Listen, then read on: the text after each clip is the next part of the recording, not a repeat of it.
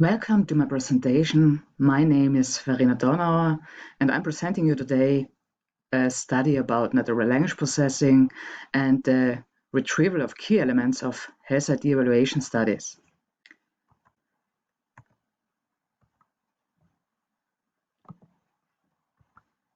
My presentation in one picture, we aimed at extract on the left side key elements of health ID evaluation studies.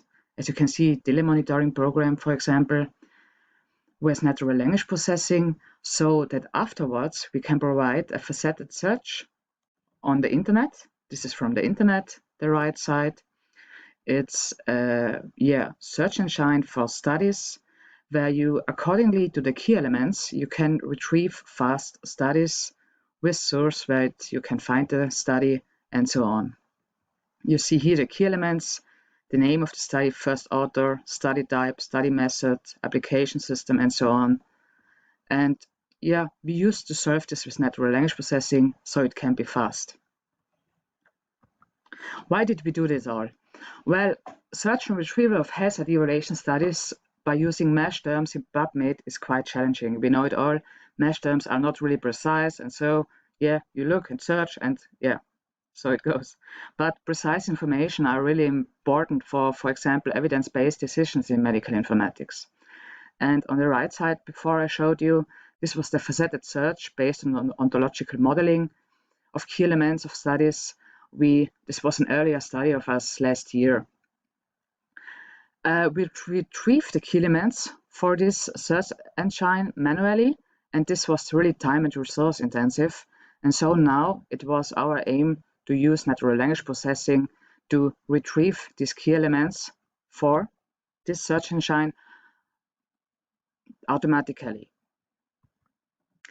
So what we did, we compared 4 natural language processing methods. First, bag of words, term frequency in words document frequency, LDA topic modeling, and named entity recognition.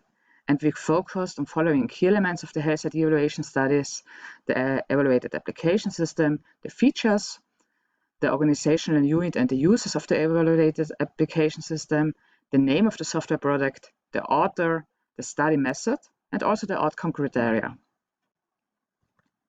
We used Python, and we randomly selected 24 different health ID evaluation studies where we applied these methods. The detailed code and studies can be found on the GitHub repository. You will find it also in the paper if you are interested in, or you can just contact me. We compared the effectiveness and the efficiency between the manual task and the natural language processing task. So we compared how many precise terms were collected with natural language processing and with manual, and are they correctly comparable, and so on. And the efficiency, we looked after the coding task, so can you reuse code and so on. So the results in red means no, not helpful. Bag of words, DF, IDF, and LDA topic modeling, because we observed they only give up single words to us. Named entity recognition, meanwhile, was quite promising. 19 of 24 evaluated application systems, 14 of 15 software product names, and 5 of 24 outcome criteria could correctly be extracted.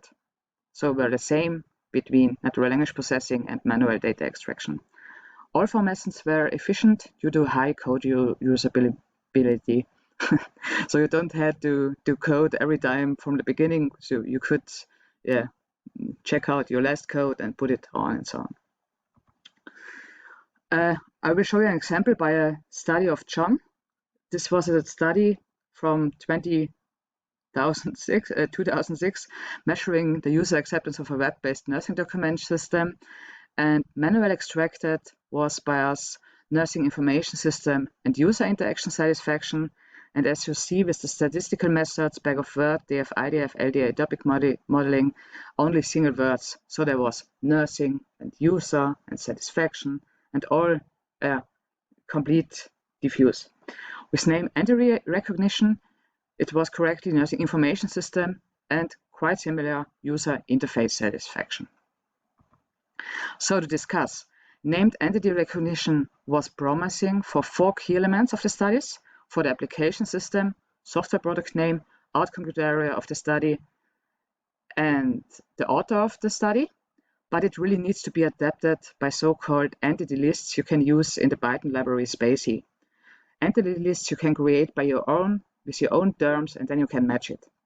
And these entity lists, they could be generated based on the already existing terms in our ontology from a web search engine. And so already known entities could smoothly be extracted. Entity lists could also serve, and this is maybe interesting for the community, as a general speech model for other applications in medical informatics, because there's at the moment a speech model for natural language processing quite still missing. Unsolved tasks in our use case are not yet known key elements, so which we not have yet retrieved from other studies and are in the ontology. And there we are focusing on machine learning with active learning, where you active are part of the learning process of the algorithm. But yeah, this is still an open issue for us. What the limitation is the missing context when you use natural language processing. So you can conclude wrong assumption on the significance of the results to be if they are indeed the right key elements, or if this is something else what is not so important. And due to this limitation, you can say that it's really only helpful and here mostly named entity recognition for a semi-automatic data extraction of key elements. To conclude, the 4 investigated natural language processing methods we investigated cannot substitute our manual extraction of key elements, and so they are helpful but not quite the solution for our use case. And what is interesting, and I will give further to you, with so-called entity lists, a general speech model for medical informatics could be generated and is maybe interesting for the community. My sources and my last slide to thank you for your attention. It was a pleasure for me.